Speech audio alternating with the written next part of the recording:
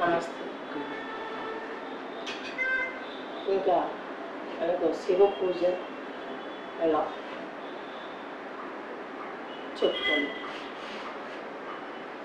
ఇంకొకటి మనం షట్చక్రాలు చెప్తాను, అందులో తత్వాలు చెప్పలేదు మీకు. ఇప్పుడు గమనించండి తత్వాలు. షట్చక్రాలలో మూలాధార చక్రం భూతత్వం, స్వాదిష్టాన చక్రం జలతత్వం, మణిపూరక చక్రం అగ్నితత్వం, అనాహత చక్రం వాయుతత్వం, విశుద్ధ చక్రం ఆకాశతత్వం,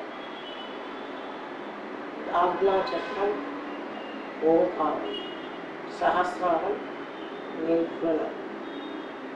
ఇక్కడ పంచతత్వాలతో మనకు ఈశ్వరార్చన ఎలా చేస్తున్నాం, ఈశ్వరుణ్ణి మనం బయట ఎలా చేస్తున్నాము, శివలింగాన్ని కడిగి అభిషేకించి తదుపరి శ్మశానం నుంచి బూడిద తీసుకొచ్చి దానితో అభిషేకించి పళ్ళు పువ్వులు పెట్టి మనము పూజ చేస్తున్నాం.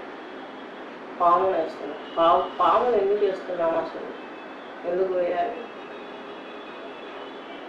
పాము ఆయన ఎందుకు ధరించాడని దానికి ఉదాహరణ. ఈ శరీరంలో ఇందాక మనం చెప్తున్నాం కదా, ఇది వరకు 10 వాయువులు ఉన్నాయని. ఈ 10 వాయువులే పాములు.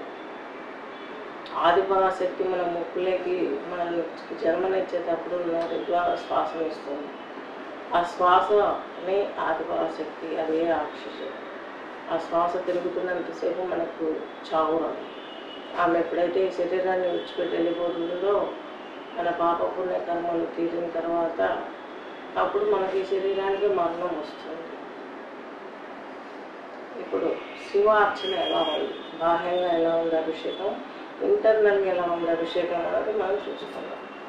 మూలాధార చక్రంలో భూతత్వంతో మట్టితో శివుడిని చేసి, స్వాదిష్టాన చక్రంలో జలతత్వంతో జలముతో అభిషేకించి, మణిపూరక చక్రంలో అగ్నితత్వంతో మన శరీరంలో ఉన్న కామక్రోధ మదమాచర్యాలను భస్మం చేసి ఆ విభూతితో అభిషేకించి, మనకి లంగ్స్లో ఆక్సిజన్ ఇలా శ్వాస ఉంది గమనించాలి ఊపిరితిత్తులలో. అనాహత చక్రంలో 10 వాయువులను పాములుగా మలచి మెడలో వేసి, విశుద్ధ చక్రంలో జీవుడు ఇక్కడ ఎడం పక్క ఉంటాడండి. ప్రతి మనిషికి జీవుణ్ణే చంద్రునిగా మనిషి. జీవుని ఎందుకు చంద్రునిగా పోల్చాలి?